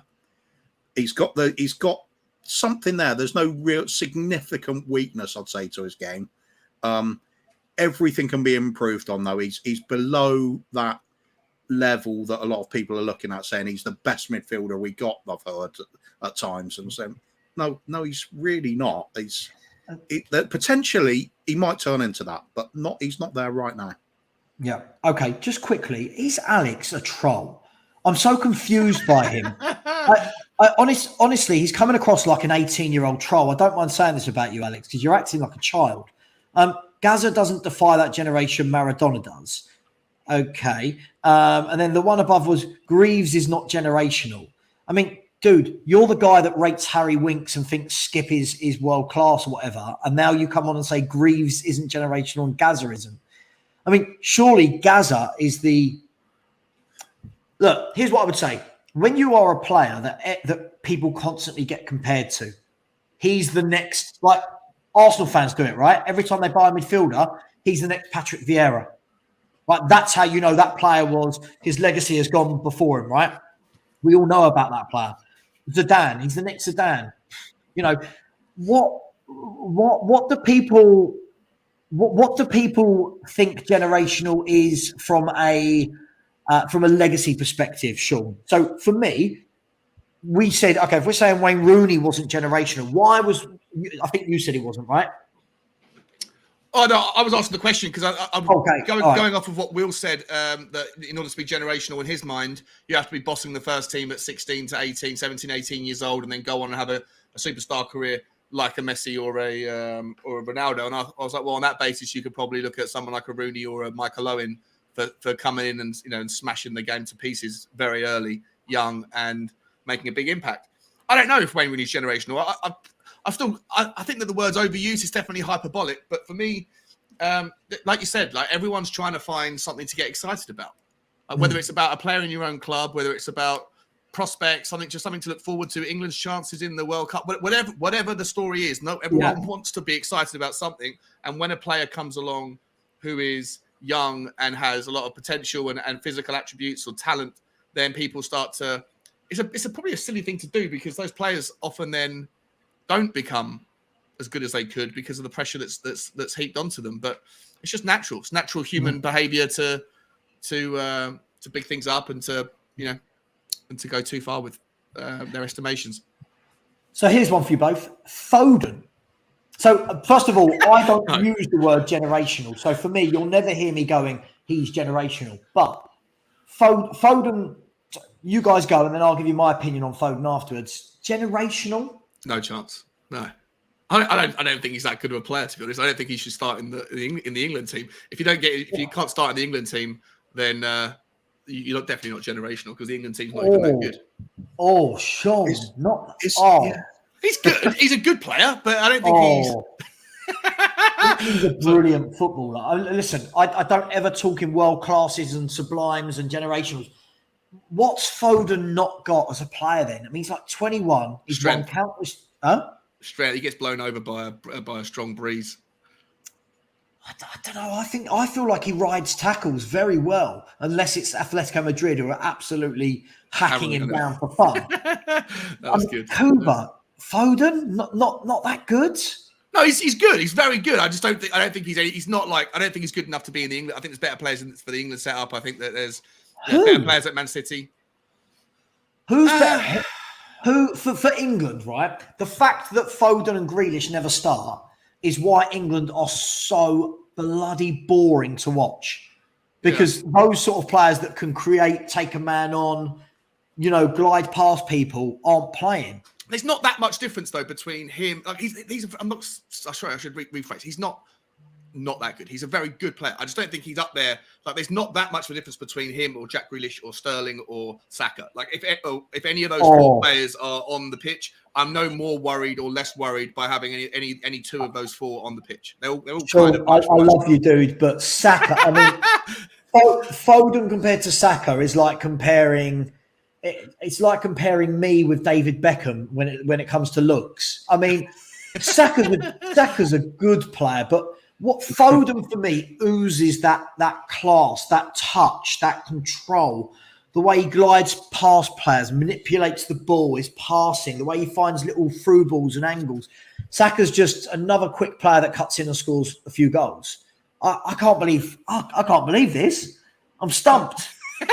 That's what makes it market. I'm just not that impressed by him. I think he's a good player. I kind of agree with Sean. Not that he's a bad player.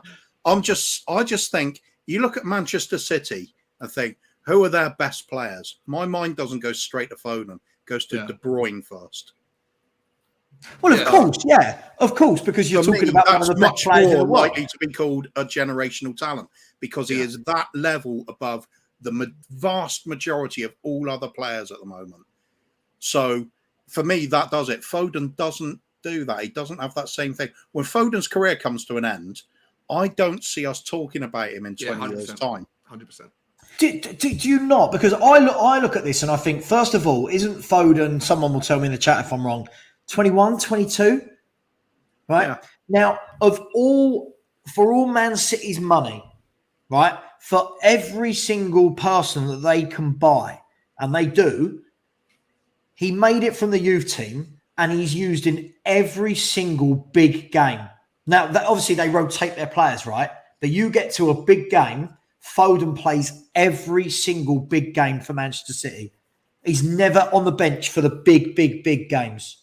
Yeah. But that doesn't make him generational. Like Trent Alexander-Arnold. Listen, as I said, generational doesn't exist in my vocabulary. I think it's ridiculous when we say players are generational before. Do you think Foden's in the top 3 or 4 players in his position in the world football? No, but he's very different. This is the thing for me. Again, so this is a conversation I have quite a lot with Will and Stell and Henry is Foden kind of plays out wide on that left, right? But most of the players that play out wide on that left, they're more wingers. They're more like wide forwards that get the ball pace and they'll cut in, like Son, like Salah, like Mane. We could go on, like Mahrez. For me, Foden's not that. Foden, for me, is a bit more of a thinker. He's more of let's get the ball to feet and create pretty patterns, create link-up, intricate passes, 1-2s. He's not get the ball and always go for goal. And also, like, because I always see him, he gets his stats compared to other players. Difference is, Man City share everything out, don't they? Yeah. Like, if you look at Man City for the last 3-4 years, they've got like 8 players that all get 10 to 15 goals a season across all the competitions. They all play 30 games in the league. None of them ever play 38. And, you know, I'm not sitting here as the Foden fan club. I just think he's one of the best English players for me. Only for me. He got in 39 games last season. He scored 12 goals and 7 assists across the Premier League and Champions League. Mm-hmm. But I'm just looking at the stats now. Like he's only in the 75th percentile for shots on goal, goals, shots on target. But that would be for the way Man City play, right? If you look at, they had in the top 50 Premier League goal scorers, right? Yeah. Man City had 8 of them because it's not like at Man U where Ronaldo scored 20 odd goals for United, or Kane and Son both getting bags of goals for Spurs and no one else. This is Man City will never go. For me, you're never going to have a player, maybe De Bruyne, because he's just different class to most players in the world. I don't think you're ever going to have any of them, Sterling, Mahrez, Foden, Grealish. I don't think any of them are ever going to have like 25, 30 goal contributions in a season. Yeah, that's okay. It doesn't have to be goal contributions, but you still have to be able to compare and contrast like what they do on the pitch, even if they're doing it in passing. They're a great passing team, right? Manchester City will pass their way through everybody. Phil Foden is again in the 60 to 70th percentile for passes completed, pass attempted, pass completion. He's not in the top 10% for anything apart from number of dribblers tackled. But again, this for me, this is where we can manipulate stats to whatever you want to see. For me, all I know is that Pep Guardiola, even when this kid was 16, 17, and everyone was going, go on loan, Guardiola said, this guy's special. He's not going on loan. He's staying and playing with us. And I remember having conversations at the time with fans that were telling me, oh, he'll never break into this Man City team. He'll never be a regular. And for all the money they've spent, he is. He is a regular. He does play most games. You know, look, I don't know how we got onto Foden, but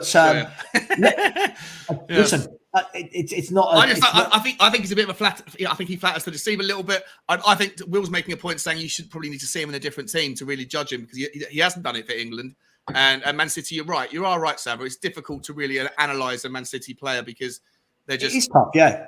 But I think that's the difficulty with all Man City players, Sean. I do agree with you there.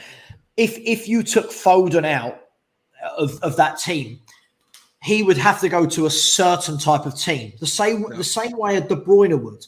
Yeah. The football they're used to playing isn't Liverpool style. You know what I mean? It's not that hectic, get it forward and score goals really quickly. It's we are going to strangle you to death because we are not going to give you the football. Yeah. And that's why I think it's very difficult to compare players sometimes. But Kuvva, let me bring you in. Let's move away from the generational talent conversation. Let's talk about Spurs' youth team for a second. Lots of calls in the last week or so for Parrott's back from loan at MK Dons. Dane Scarlett scoring goals for the England under-19s. Papa Sarr now is I know he's not from the youth, but he's still 18, 19, just come back from loan. Brian Hill has come back from loan. Can you make an argument for any of those 4 players I just mentioned having much game time in the first team this year? No. And this time I do just mean it. No. Please elaborate. Otherwise, it makes the show really tough. Like, I mean, well, what do you want me to say? They've not proved anything so far. I mean, you'd have to see them having games in the Premiership and then decide, are they able to cope at this level? And we're not in a position where we can afford the luxury of perhaps bringing those players in at the moment. Perhaps when we're, steaming ahead in a game 3-0 up with, half an hour, 20 minutes to go, you can start bringing some players on, see what they can do in the last sort of 20 minutes. Or it's an easy cup game and you just filter them in with some of the seasoned pros alongside them to see what they can do. But we can't take that risk on a lot of them. Dane Scarlett's clearly got talent, but he does stay on the bench all the time, and there's a reason for that. He's just not ready. For me, he needs to play alongside a Harry Kane, not instead of him. How many times are we going to be doing that sort of setup with Harry Kane playing alongside another striker and Sonny and Kulusevski? It's just not going to be happening. I think with a lot of these players, we're looking at how well they do at the youth levels and assuming that's going to instantly translate to the first team, put them in. Now, there are some that will do it, as we've discussed before. The likes of Ledley King shown you can do that and become one of the best players we've ever had. Not every player is going to manage that, though. And we can't assume that they all are. So with a lot of these, it's guesswork. I think in a lot of cases, the sensible move is like Skip did to Norwich. Get them a season and a competitive team. Division below. Judge them on that. Then see if it can translate into the first team in pre-season. If the manager thinks, he's doing well with the other players, give him a little run out. See what he can do. Skip's done that. I think that's the way to do it. Sitting on the bench all season like Dane Scarlett did, I don't see how that's doing him a lot of good. For a while, it's good to be mixing with the great players like Kane and Sonny and that and learn from them. But you've got to start getting that onto the pitch and have, again, it's having tangible evidence that these players can actually do that job. And it might have to just start at the championship level and then show that they can cope with the physical, demanding, the pressures of the game. For me personally, I actually like to see it when they go to a struggling club because they have to learn to adapt to make things work when things aren't perfect for them. And that's the kind of experience I like to see players getting because you can't just go into a first team and assume everything's going to be roses for you. Sometimes you have to adapt, you have to work for it. So give them a bit of life experience near the bone, life near the bone sort of thing, and see what they can do. We've got too many players we just assume are going to be good because they came through the academy. Yeah. And just before I come to you, Sean, on this, keep getting those, smashing those likes, guys. There's just under 170 people in here. Only 78 people have liked. So please, if you could just all right now, just go and smash that like button. That would really, really help. Alex, do you want to come on? Because some of your opinions are so intolerable that I feel like we need to have this conversation in person. That's hilarious. Well, I've got him saying, he'll belittle Foden, but then he'll tell me Skip's generational. It's like you've got to have consistency, right, in your opinions, but to be taken seriously for me. I don't think it can't just be everyone at Spurs is amazing, but players that have won 4 Premier League titles at the age of 22 and play for the best team in one of the best teams in Europe isn't good. It can't. Alex, let me know if you would like to come on. I'll send you the stream. Come on, Alex. The one in particular I'm interested in is how you can say Jimmy Greaves isn't a generational talent. I'm happy to get him on. We're looking to put a statue up of the man. Do you know what I'm going to do? I'm just going to ping Alex the link. He is good entertainment. I'll give him that 1 second. I think it's so cute, your relationship with Alex. But when you guys went on to my stream a couple of weeks ago, after you left, Alex was like, he was in love with you. He was like, I love Savva. So Savva's great. Savva's opinions are based. He's a breath of fresh air. And then ever since then, like you've been digging away at him a little bit, calling his opinions this and that. And he's like coming back in. It's like a nice little brother, big brother kind of thing. I just find, listen, opinions are opinion. Everyone's got an opinion, right? But I just find some people go so far out the way to try and be different that it stops becoming sense. Do you know what I mean? Like Alex is a contrarian. He's definitely contrarian, yeah. Alex, you've got the link. I've WhatsApped it to you. He's the sort of bloke that you go, God, it's Friday today, and he'll go, oh well, actually in New Zealand or Australia, it's actually not. He's that sort of guy. And I love, but I do love that. A lot of time for Alex. He's a funny guy. I know Alex. When he goes. It's I was at the stadium, my eyes didn't lie to me. And it's like, well, yeah, I don't know. They might have. Sean, are you with Kuvva? Those 4 young players I mentioned, can you see any of them being part of a Champions League squad? Brian Hill, Pape Matsar. Scarlett and Parrott. I think that no, I don't think you'll see. I think that Dane Scarlett absolutely needs to go on loan, but I want him to go. I guess a championship level might be maybe step too far for him. Maybe go to League One. Mm-hmm. I think Troy Parrott needs to go to a championship level team now. I think he's done it. He had a decent last season at MK Dons. I don't think you're ever going to see Brian Hill ever wear a Tottenham shirt again. I don't see him fitting into the system. I think he'll be loaned back out to Spain, and then there'll be like an obligation to buy him for whoever gets him.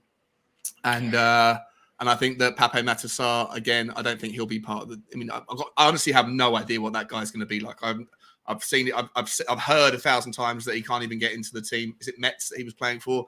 We loaned him back and he got dropped from them. But I honestly, I'm not going to sit here and pretend like I know what he's like. I don't watch the French league, so I've got absolutely no clue on him. I'd be surprised if he starts for any of us.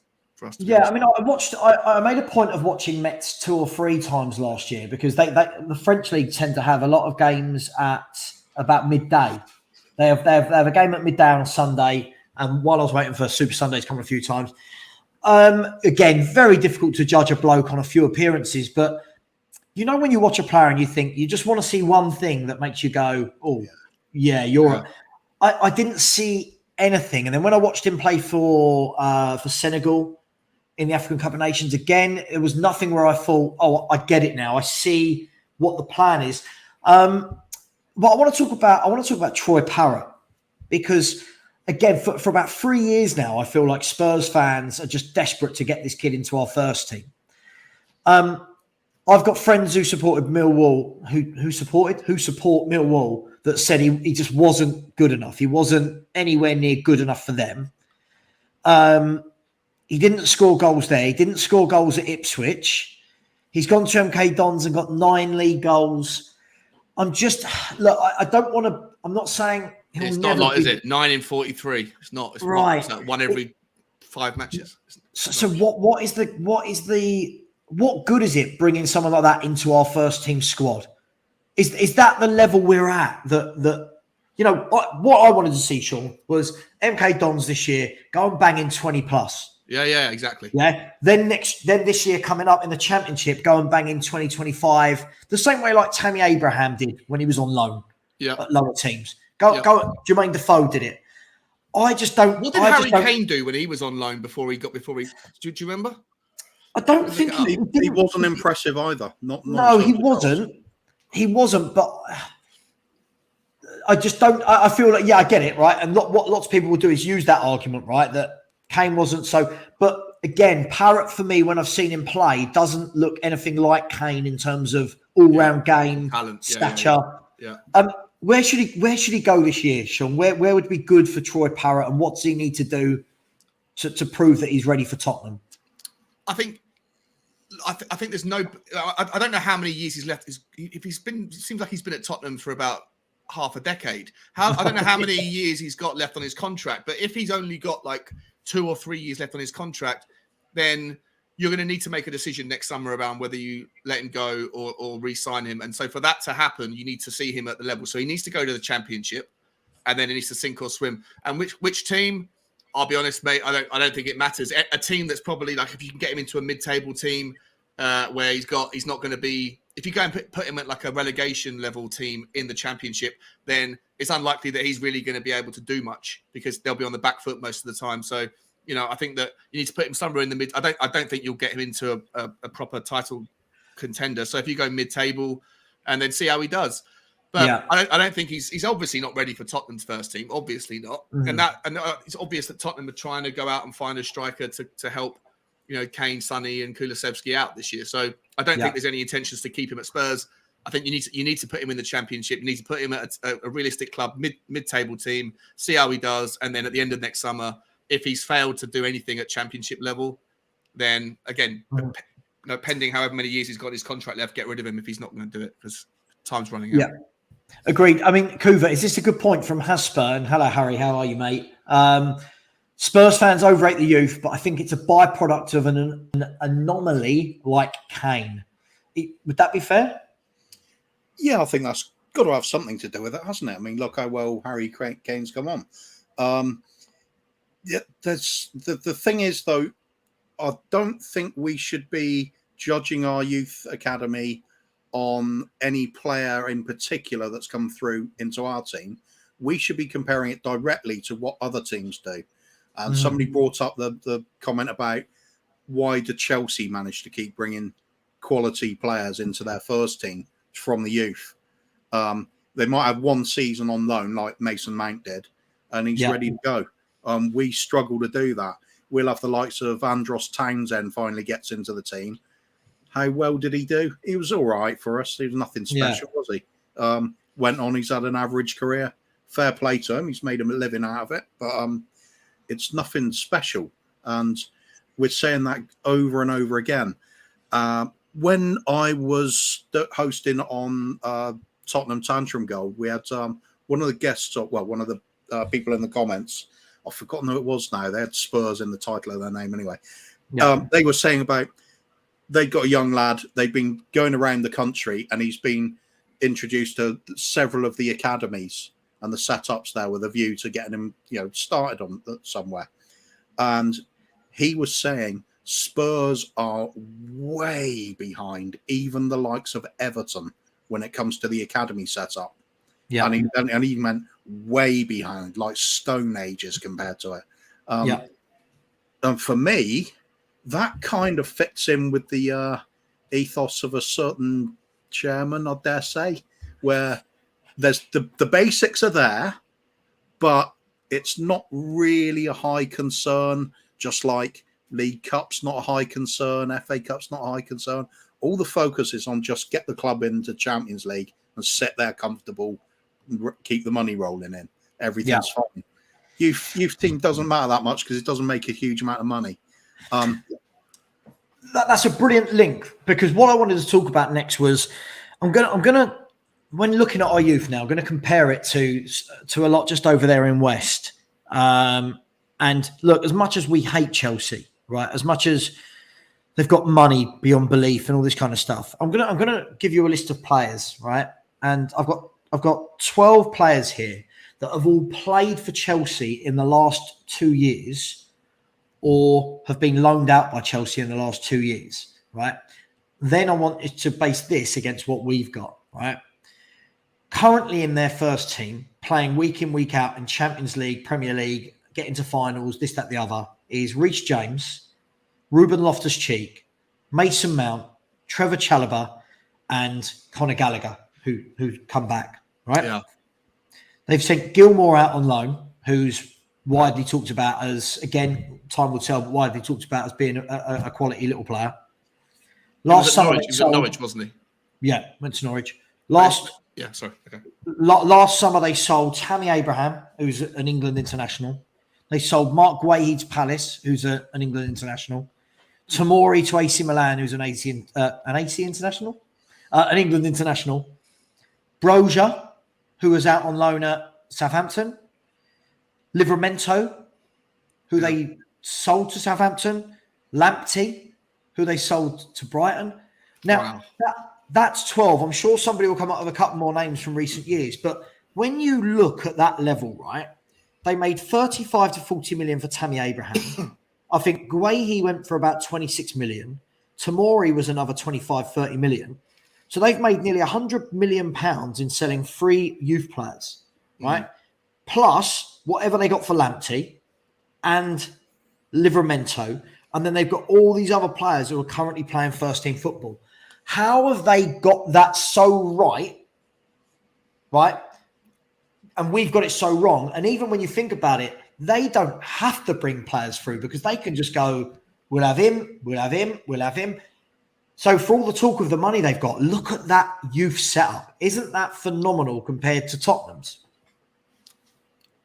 Kuvva, you want to go? Yeah, I can go on that.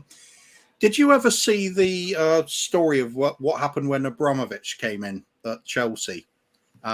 He sat down in the office and they're starting to talk about players that would like to come in. How do we improve the team? And Abramovich looked out the window and he goes, "What's that structure over there? What's that picture over there?" And they said, "Oh, that's the youth academy." He goes, "Well, we won't be needing that." And he just whips his checkbook out and goes, "Who do we want?" And they said, no, I think it was Butch Wilkins who said, no, we definitely do need that. We do need it. Yeah. And then it was explained to him the importance of it. What do we know about Abramovich? If he's told it's important and it's to do with Chelsea, he's going to throw money at it and he's going to get the best people he can find to run it. That's what's happened with their academy. That's what's not happened with ours. We look at cutting corners on everything. It includes the academy. That's why we fall behind. We just also why the women's team's not kept up with the likes of, them lot down the road and the likes of cities and everything, because they've been throwing money at theirs. Perhaps we might be changing that as well. But it's something we consistently not done. And when you get people that say they've actually been there with their son and seen it for themselves, and they are saying it's very poor standard, then you have to start listening to that and wonder what's going on behind the scenes. It's just, for me, it's a prime example of non-priority for Mr. Levy. Maybe we're going to change that now. Perhaps that's part of what Paratici's talking about. I think there's a little bit more to it than that, though. I think of course, I've got to be a lot of guesswork involved, mate, as well. It fits in with what we perceive as like an academy that's not as good as other people's. And when you've got people going in saying they brought their son along, and they themselves said it doesn't match up to the likes of Everton or Man City and things like that, there's got to be surely some sort of definitely something to that. But I'd also say, you've got to remember that success breeds success. And if you think about like the geography of the UK, like, kids or families who have got 13, 14-year-olds who have got a lot of talent. If you remember the Raheem Sterling story, when he got moved from London, he got sent up north to Liverpool, and he went and lived with like a foster family up there because his parents didn't want to come or didn't want to do it, but they allowed him to go. But that story about parents uplifting their kids from, say, if you find someone in Newcastle that's got a lot of talent and bring him down to London, it's more of a disruption. Whereas I think there's kind of two different like hubs of where the youth team or where the young players could be attracted to. One of them would be London in the south, and the other one would be the kind of Manchester area. And the reason why teams like Liverpool do so well with their youth setup is they can go and pinch easier players from Hull or Burnley or all those different kind of smaller clubs down there. In London, Tottenham are competing with Arsenal, competing with Chelsea, competing with 4 or 5 different clubs for all of the players that are emerging out of the south. And when a parent would see how well Chelsea are done and the success rate of them churning out their players, if there is a talent that has the option of going to Tottenham, going to West Ham, going to Arsenal, or going to Chelsea, you'd be insane as a parent to choose Tottenham over Chelsea, because Chelsea have shown time and time again, come to our youth team, and if your kid's good enough, you're going to go on and be a success. Whereas most of the other teams in London can't really show that track record. So I feel like it's more difficult for Tottenham to compete. I think Chelsea have got a bigger draw because, like I say, success breeds success. Look, I agree with both of you. I think there's so much to it, but all I know is that we were sold this dream, right, that the stadium would do this and the training ground was going to be to this. And when I look, I mean, what names can we conjure together between us? Of what have we produced in the last 5 years? I mean, that was Chelsea in the last 2-3.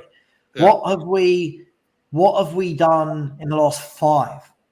Who's come through? All right, Skip, Kane. Although Kane's before 5 years, but yeah. But I mean, look. Obviously, the obvious one is Harry Kane, right? Yeah. But since Harry Kane, you have to go back to Ledley King before that for the next one that was an absolute monster that did well. There's not been that many between Ledley King and Harry Kane. You can count on the fingers of one hand the amount of people that went on to be, proper Premier League superstars or success stories. Exactly. Was Tom Huddlestone one? No. We bought him from Derby, didn't we? Derby, that's right. Yeah, correct. Yeah. Yeah. Look, I mean, for me, I just can't understand how when we bring through players as well. If you notice, they always tend to be centre backs or centre mids. We don't ever seem to have any creative flair coming out of our youth. There's never like when, again, I know it's one-offs, but when Liverpool are producing a Trent Alexander-Arnold, when other clubs are producing quality attacking players, strikers and playmakers and wingers that are quick and can score goals. I always feel like we seem to have everyone out of our youth team is like a sideways midfielder that just does the bare minimum. And then our fans go, oh my God, they're amazing. Like, again, I say even Skip, who we've brought through, I don't watch him and go, wow, I'm really excited about this youngster's future. I think, okay, he could come good, he could be better, but it's all a bit meh. Like, is that right. Skip is the best player we've produced since Kane, right? What? Yeah, it's really, really poor, lads, isn't it? Really poor. It is. I think. Again, I was saying when somebody's actually taking their lad around the country to different clubs, I don't. If Man City are ahead of us with the youth academy, you'd say, obvious reasons, throwing a load of money at it. But when you're also saying that Everton are, you've really got to have some alarm bells ringing there. And the fact that, as you said, there's so many coming for our academy, like for like. Jake Livermore's another one in that role, isn't he? The defensive midfielder type. There's a few. There are a few others. I've got a list here of 31 players that came through, and this article was in 2020. Danny Rose was a youth team player, signed from Leeds at 17. Yeah. Signed as a 17-year-old though, but he came. I guess you could still call that coming through the later stages of the youth academy. Andros Townsend. Where is he? I'd say one of the ones that bucks Cameron the trend. Vickers and one that bucks the trend recently would be Kyle Walker-Peters. Kyle Walker-Peters is a good one, yeah. I thought we should have capped. And Japhet Tanganga. That's it. Everybody else, I've never even heard of the rest of them. Luke Amos, Timothy Ioma, George Marsh, Keziah Sterling. Never heard of any of these people. Anthony Georgiou. Yeah, and I think, look, this is the thing for me, guys. It's more a case of that's why I think it's so important that we get our transfers right, because we don't bring anything through. Like, even if you look at Arsenal, two of their arguably better players last season were Saka and Smith Rowe. Look at Chelsea. Look, Man United bring young players through. Liverpool, even Liverpool bring young players through. Man City, even when you look at players like we said earlier, like with Phil Foden and that Delap that's coming through. And I think there's a couple of other young players there that made some appearances in the Champions League. And you could just see from the moment they got on the pitch, there was just something about them, right? There's just that Man City-ness to them. And I just really would like for us to do something. And the only one I can remember that was remotely exciting when I watched him play, but didn't get to play in the first team, was Marcus Edwards. It's just not very good, guys. Look, let's move on with this. Just going to go for another 5 minutes. Alex, apart from Trent, who have Liverpool bought through Savva? I mean, what, in the last couple of years? Probably not many in the last couple of years. I'm not saying they bring through loads, but the player they have bought through is an England international, scores goals, multiple assists, plays in Champions League finals and looks class. We're bringing through Skip, who is okay. So there's a difference. John Flanagan.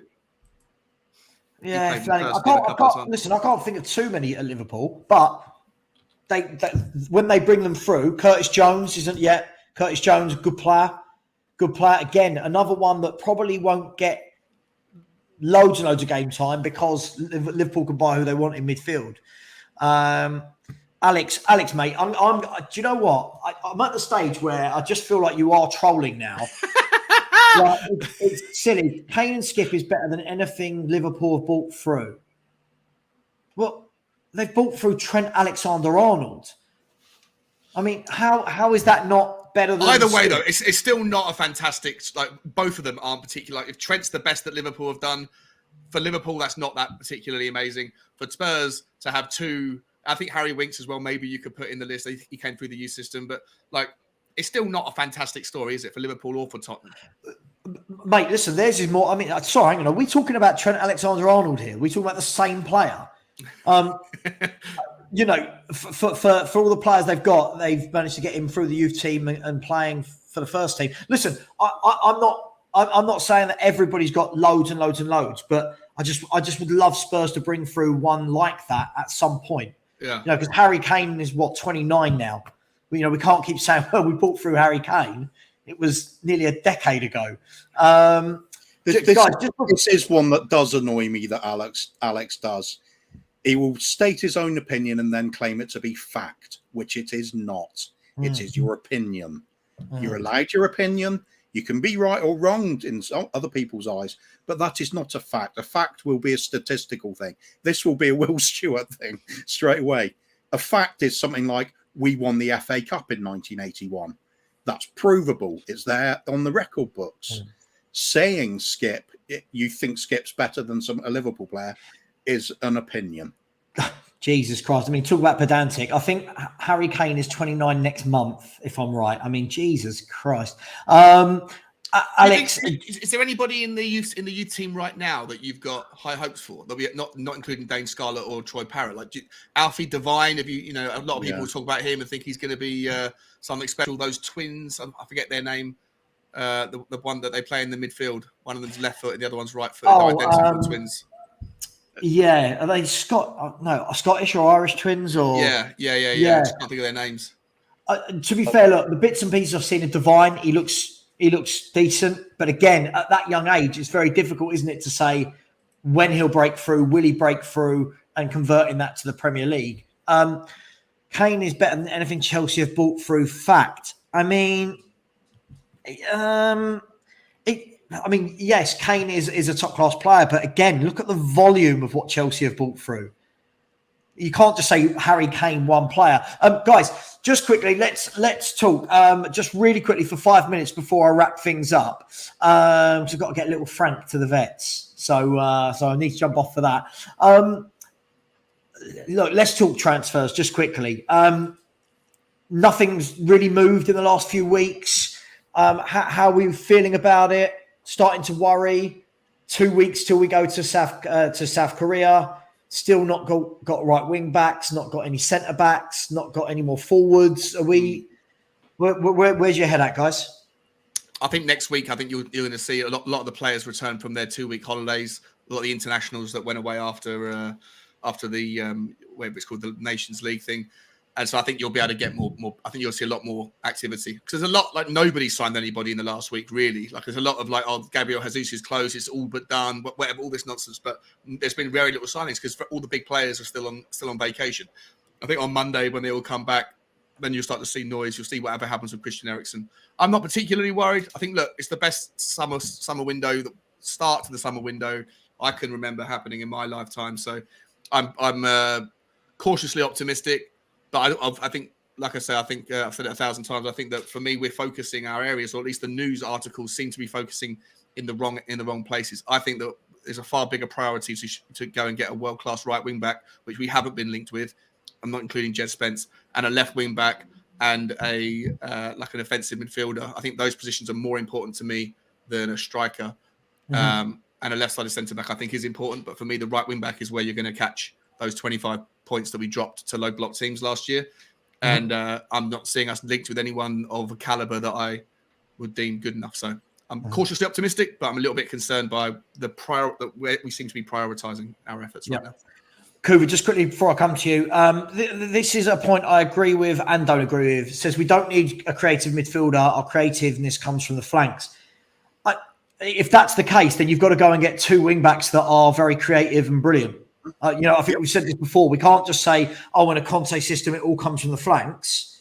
It doesn't all come from the flanks, but it negates the need for a number 10, as people will look at saying, a cam, if you like, because there should be enough talent coming from that central midfield and also from the style of the centre-backs we've got. A Bastoni, for example, he goes forward with the ball. He carries it into an attacking position. He does have a pass on him. He does have a defence-splitting ball. The likes of Basuma, even Højbjerg's been managing in the last few games for the season. They've got Bentancur. They've all got that pass through the centre. Kane can drop deep. He creates from the centre. There's actually quite a lot there that are capable of that killer through ball through the middle of the park. but we do lack that quality on the flanks. So I agree that's got to be the priority. It has to be. This is the thing for me. Don't get me wrong. Basuma, really good signing. I think a no-brainer with Perisic. You can play multiple positions. But for me, I'm still a bit baffled that, again, we've not dealt with, as a priority, the centre-halves and the wing-back. I'm a bit baffled by that. But look, close the show out for me, Kuvva. What do you see for the next 2 weeks? Do you see players coming in the next 2 weeks before we go to South Korea? I certainly hope so. If they're not coming in before we go to South Korea, we've missed out a little bit on doing a really good window. We've let it slip, I think. There's a sort of a growing consensus that we'll get the business done, but it'll be towards the end of the window.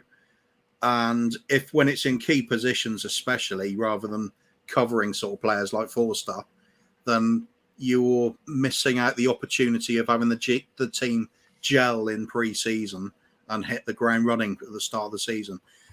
When we're talking about aiming to catch the likes of Manchester City and Liverpool, those beginning games matter just as much as those end games. You've got to start winning instantly. You can't start dropping games on the first points on the first game of the season. So it's vital. Get this window right and get it done early. Otherwise, it's not going to be a perfect window no matter who we sign. If it costs us points early on because they haven't had the time with Conte over pre-season, it's bad. Yeah. Okay. And Sean, just quickly, what's your hopes for the next couple of weeks? I think what Kuvva just said there was spot on. What we can't do is go, oh well, the players joined in the last week of the window, so they need a month now under Conte's training to get up to speed. Top teams with ambitions, they don't ever have that slow start to a season. I know City lose the first game of the season quite a lot, but it's just a blip. We've got to get that right, yeah? Yeah, 100%. I think that this window is different. I think that, like I said, I think it's been a slow week because the players aren't around. I think that as of Monday, I think you'll see a big explosion of more deals getting done very quickly. I think a lot of teams are going to be wanting to do business. It's difficult. There's not that many players available in some of the positions that we need, or players that seem to be of the valuations that we're prepared to pay. But I do expect to see 2 more signings done before we go to Korea. And then I think you'll see the other 2 or 3 that are going to come in will probably be either whilst we're in Korea or late July, whatever. I can't imagine that if we've got any sense about us, I can't imagine we'll start August with 4 or 5 positions still need improving. I thought that would be a disappointment. I agree, guys. I agree. Listen, thank you very much to both of you. Everyone likes a Friday afternoon lunchtime stream. Thank you to everyone in the comments, even you, Alex, with some of your baffling views. I've got one more to add to that list on the Chelsea players that he's ignoring. John Terry. Oh, wow. Yeah. Is he going to argue for definite that Harry Kane has done more for us than John Terry's done for Chelsea? I hate John Terry. Yeah. But I bloody respect the hell out of what he's achieved there. Yeah. And he was a natural born leader for the whole team. There's an argument to say he's been more important for them than Kane is for us. Yeah. Absolutely. Alex, let's close it. Alex, mate, I don't think you are box office. I think I think box office, you can't be as deluded as you are to call yourself box office. Post office. Yeah, I was going to say something worse than that. Yeah. Okay, guys, thank you so much. Really, really appreciate it. We will, of course, link up next week. We'll do more stuff. We'll chat. And hopefully next time we chat, we'll have a signing to discuss. Thank you very much, everybody. Take care. Guys. See you soon. I need to run. See you later.